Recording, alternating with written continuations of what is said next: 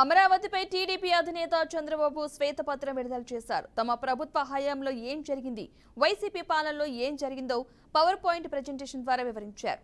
రాజకీయాలకు అనర్హుడు సీఎం అయితే ఎంత విధ్వంసం జరుగుతుందో జగన్ నిరూపించారని ఎద్దేవా చేశారు. ప్రజా రాజధాని అమరావతిని నాశనం చేశారని మండిపడ్డారు.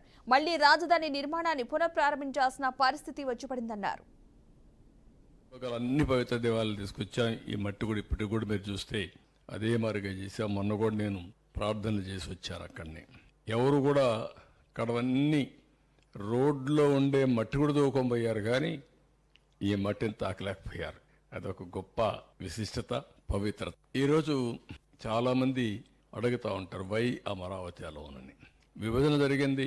విభజన జరిగినాక అప్పట్లో 13 జిల్లాలను మీరు చూస్తే స్ట్రైట్గా ఏ పక్క గిర్ర గీసిన, ఈ పక్క మడకసిర లాస్ట్, ఈ పక్క ఇచ్చాపురం, ఇంకొక స్ట్రైట్గా కొద్దిగా ఇట్లా వస్తే 550, 590, ఇక్కడ 594 కిలోమీటర్లు. ఎటు చూసినా సమదూరం ఉండే ఏకైక ప్రాంతం అమరావతి. ఎవరు బుద్ధి జ్ఞానం ఉండే ఏ వ్యక్తి అయినా సరే దీన్ని ఏమాత్రం కూడా డిఫర్ కారు మనిషి అనేవాడు. అదే మాదిరిగా ఆ పక్క 12 పార్లమెంట్లు, ఈ పక్క 12 పార్లమెంట్లు, 13వ పార్లమెంట్ ఇక్కడ వస్తుంది. దీనికంటే సైంటిఫిక్ బేసిస్ మీకు ఏం కావాలి అమరావతి నిర్ణయించడానికి? దీనికి కులాలు కావాలన్నా, మతాలు కావాలన్నా, ప్రాంతాలు కావాలన్నా, లేదంటే రెచ్చగొట్టాలన్నా? అంటే ఎవరైనా సరే రాష్ట్రం యొక్క భవిష్యత్తును ఆకాంక్షించే ఎలాంటి వ్యక్తి అయినా సరే, అతను కరుడుగట్టిన ఉగ్రవాది అయినా సరే దీనికి ఒప్పుకొని తీరాలి. ఆఫ్టర్ బైఫర్కేషన్ మనకు రాజధాని లేదు. రికమెండేషన్స్ ఇచ్చిన కేసీ శివరామకృష్ణ ఇచ్చిన రికమెండేషన్లు కూడా చూసాం. అటు విశాఖపట్నం మొదలుకొని కర్నూలు వరకు అధ్యయనం చేశాడు. అధ్యయనం చేసిన తర్వాత ఎక్కువ మంది ఎక్కడ రాజధాని ఉండాలి అంటే విజయవాడ, గుంటూరు మధ్యలో ఉండాలని అందరూ చెప్పే పరిస్థితికి వచ్చారు. ఇంకొక పక్కన ఆంధ్రప్రదేశ్ అసెంబ్లీ పాస్ చేసాం, రెజల్యూషన్ పాస్ చేసాం 3/9/2014లో. ఇక్కడ మీరు చూస్తే సెంట్రల్ అడ్వాంటేజెస్ అని చూస్తే, 1 సెంట్రల్ లొకేటెడ్, 2 ప్లాంట్ సిటీ కట్టుకోవచ్చు మోస్ట్ లివబుల్ సిటీ కింద, సెల్ఫ్ ఫైనాన్స్ ప్రాజెక్ట్ కింద. అంటే మనకు అప్పటికే ఆదాయం లేదు, కొత్త రాష్ట్రం, 15,000 కోట్ల రూపాయలు ఆర్థిక లోటు ఉంది. ఇవన్నీ ఆలోచించిన తర్వాత ఏ విధంగా కట్టగలుగుతామని అనేక సార్లు ఆలోచించినప్పుడు దీన్ని అంత మునుపుండే హైదరాబాద్ నాకు ఒక అనుభవం ఉంది.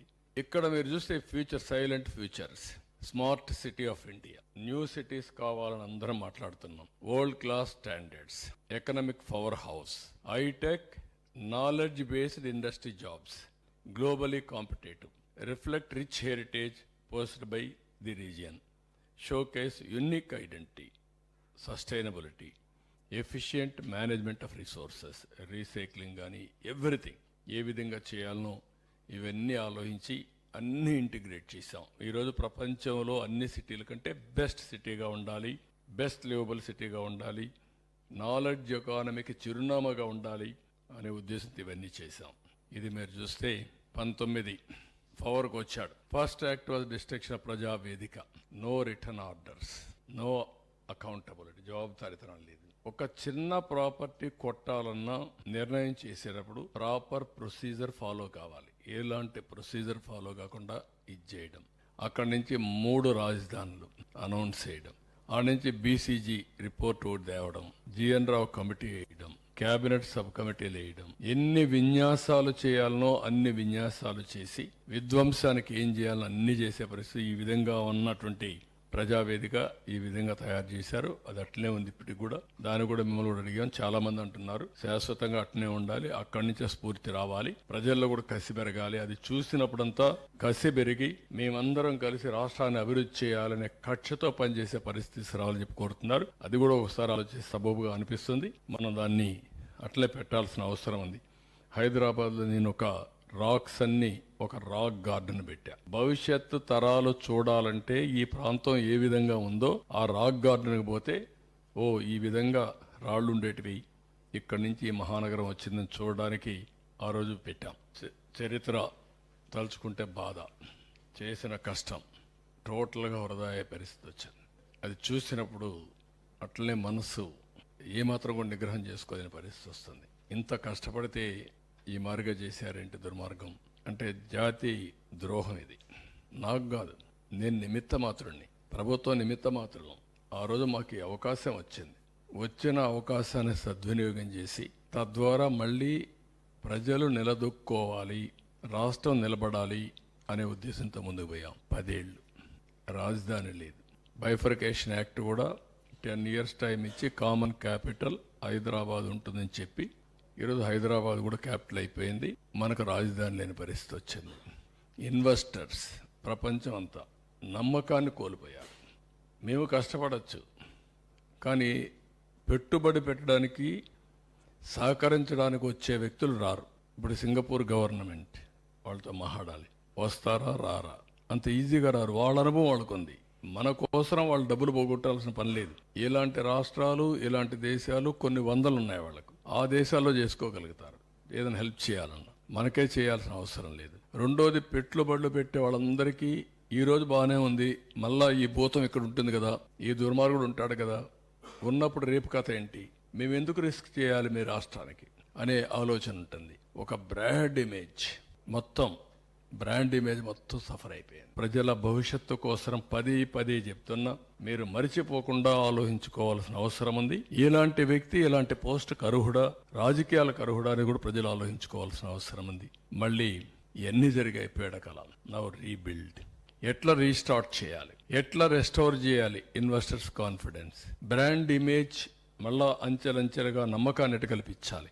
Vision to create a world class capital which Boost the image of the state and improves the confidence of the people. మళ్ళా ప్రజలకు నమ్మకం రావాలి, మళ్ళీ రాష్ట్రం నిలబడాలి. ఇది ఒక ఎగ్జాంపుల్గా ఇక్కడి నుంచే, ఎక్కడైతే బూడిద చేసిన ఈ ప్రాంతం నుంచే మళ్ళా బంగారు భవిష్యత్తుకి నాందు పలకాలి.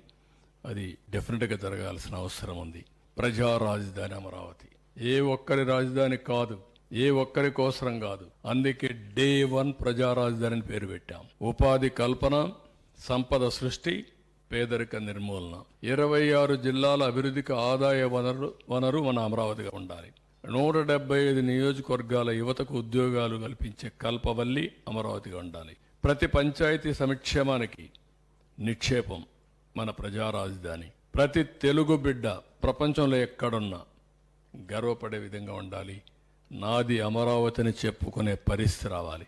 అందుకే డెవలప్ అమరావతి, గ్రో ఏపీ, దానికోసమే ఇప్పుడు ప్రణాళికలు తయారు చేసుకుంటున్నాం.